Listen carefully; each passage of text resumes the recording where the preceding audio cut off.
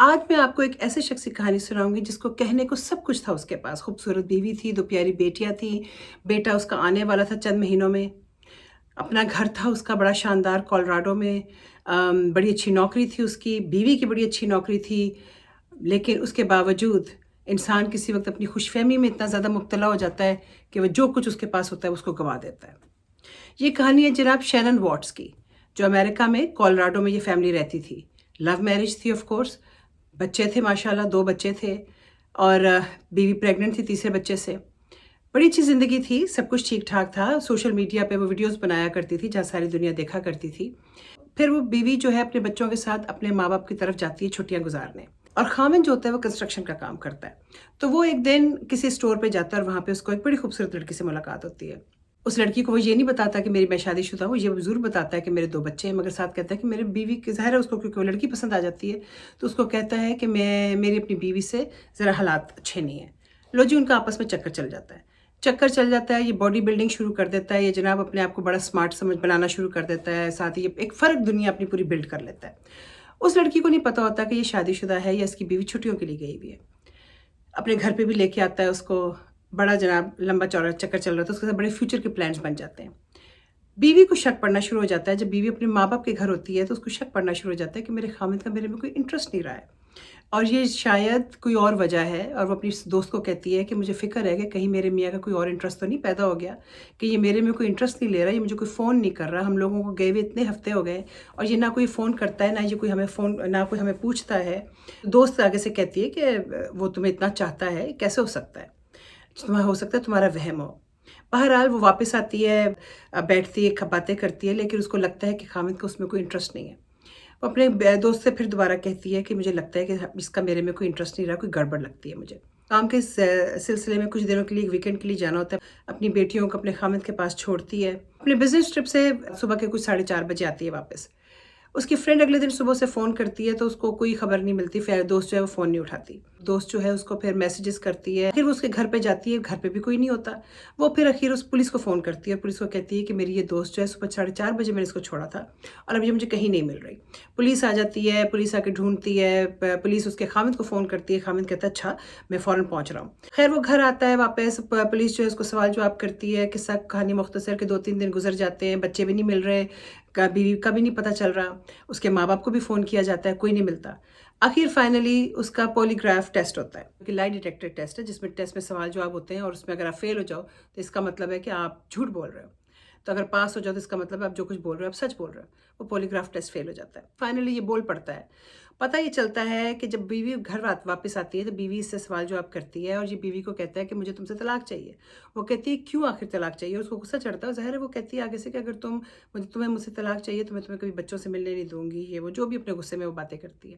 یہ جناب اس کا گلا دبا دیتا ہے، اس کو مار دیتا ہے، بیسیکلی اس کو اپنی گاڑی میں ڈالتا ہے، اپنی دونوں بیٹیوں کو، ان کے بلینکٹ جو وہ بلینکٹس پکڑتی رہتی ہے سارا ٹائم، ان کو پکڑ کے گاڑی میں بٹھاتا ہے، ان کو بھی لے کے جاتا ہے، اور یہ اس دن اس کا جاب ہوتی ہے ایک آئل ٹینک کے پاس، یہ وہاں جاتا ہے، اپنی بیوی کو بھی دفنا دیتا ہے اور اپنی دونوں بیٹیوں کو باری باری اوپر ٹینک میں لے جا کے آئل ٹینک میں جا کے ڈال دیتا ہے، دونوں بیٹیوں کو بھی مار دیتا ہے۔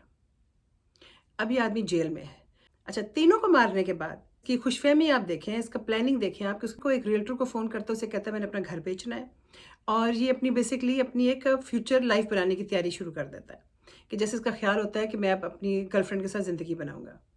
جب اس کا کیس چلتا ہے تو جج اس کو 3 کنزیکٹیو لائف سینٹنسز دیتا ہے، یعنی یہ اگلے کو 50 سال کے لیے یہ جیل میں ہے۔ جو اس کا اٹرنی ہوتا ہے وہ کہتا ہے کہ اگر تمہیں اپنی بیوی سے اتنی شکایتیں ہو گئی تھیں اور تم اپنی زندگی میں آگے، تمہیں ایک اور عورت مل گئی تھی جس سے تم ایک پرفیکٹ زندگی گزارنا چاہ رہے تھے،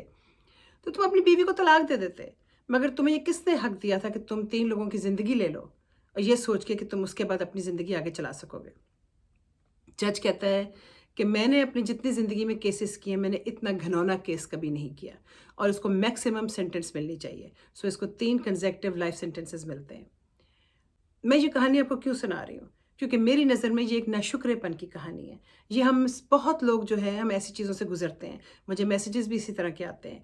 آپ کی بیوی ہے، آپ کے بچے ہیں، ٹھیک ہے کہ بیوی کی کہانی جو تھوڑی سی پتہ نکلتی ہے کہ جی بیوی کی اس کے سسرال سے زیادہ بنتی نہیں تھی، چلو نہیں بنتی تھی، تو آپ اس کو پیچ اپ کرتے ہیں، وہ لڑکی کہتی بھی ہے اس کو کہ چلو میں تمہیں میرے سے ناراض ہو، میں تمہارے لیے تمہاری فیملی سے بنانے کی کوشش کروں گی۔ تو آپ اپنی مسئلوں کو نپٹاتے ہو، آپ کے دل میں جو کوئی مسئلے ہوتے ہیں نا، آپ وہ اپنی بیوی کو بتاتے ہو۔ آپ ریلیشن شپ جو ہوتی ہے وہ دونوں طرف سے ہوتی ہے، ایک طرف سے نہیں ہوتی، آپ دونوں کو بیٹھ کے اپنی ریلیشن شپ کو بنانا ہوتا ہے۔ جیسے جیسے شادی چلے گی، جیسے جیسے زندگی چلے گی، زندگی میں ایسے سٹیجز بھی آئیں گے جہاں آپ کو لگے گا کیا میں ایک ہی رٹ میں چل رہی ہوں، ایک ہی رٹ میں چل رہا ہوں۔ عورتوں کو کسی وقت لگتا ہے کہ کیا میں روز صبح اٹھ کے وہی ناشتے بنا رہی ہوں، میں وہی صفائیاں کر رہی ہوں، میں وہی کپڑے دھو رہی ہوں۔ مردوں کو لگتا ہے کہ میں روز صبح جاتا ہوں، کام سے آتا ہوں، وہی بیوی بچے ہیں اور وہی چک چک ہے گھر میں۔ لیکن ہم بھول جاتے ہیں کہ ہم بہت خوش نصیب لوگ ہیں کہ ہماری زندگی میں یہ سب کچھ ہے، اور ہم اس کا بجائے شکر ادا کرنے کے کسی وقت ہم ناشکری میں پڑ جاتے ہیں۔ یہ کہانی جو ہے شینن واٹس کی بیچاری کی، جو فوت ہو گئی لیکن اس کے خاوند کی، ایک انتہائی ناشکر انسان کی کہانی ہے کہ جس نے اپنی لائف کو انجوائے کرنے کے بجائے اپنی چھوٹی 2 بیٹیوں کو اور اپنے ان بورن بیٹے کو مار دیا۔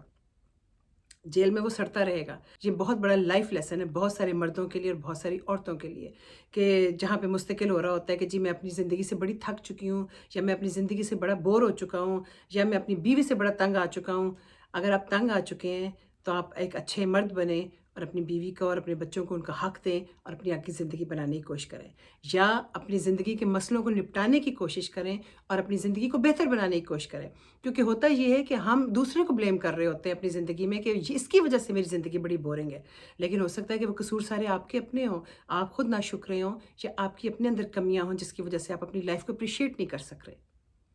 تو کیوں نہ ہم سب اپنی زندگی کے جو ہم جہاں جہاں ہم سمجھتے ہیں نا کہ جس سٹیجز ہماری زندگی کے مسنگ ہے، ہم اس پہ محنت کریں، اپنی زندگی کو بہتر بنانے کی کوشش کریں، ایک اچھی خوش زندگی، خوشگوار زندگی گزارنے کی کوشش کریں، بجائے اس کے کہ ہم ناشکری میں پڑیں اور اپنی اچھی بلی ہنستی کھیلتی خوشگوار زندگی کو جہنم بنا لیں۔ اللہ ہم سب کو بہتر فیصلوں کی حکمت دے ہمیشہ۔ اللہ حافظ۔